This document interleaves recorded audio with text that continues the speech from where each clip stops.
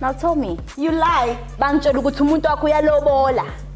With the same money that With the same money that I gave him. You even ufake nama shade, you blocking them haters. You cognitive with Aisha.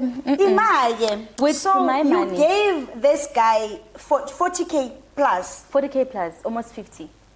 So you bump kumngani wakhe. I bump into the friend. Okay. Yabo. So bowusongasakhulumi naye at that time. What was happening? Siyakhuluma ne, mara you can sense ukuthi manje it's no more the same.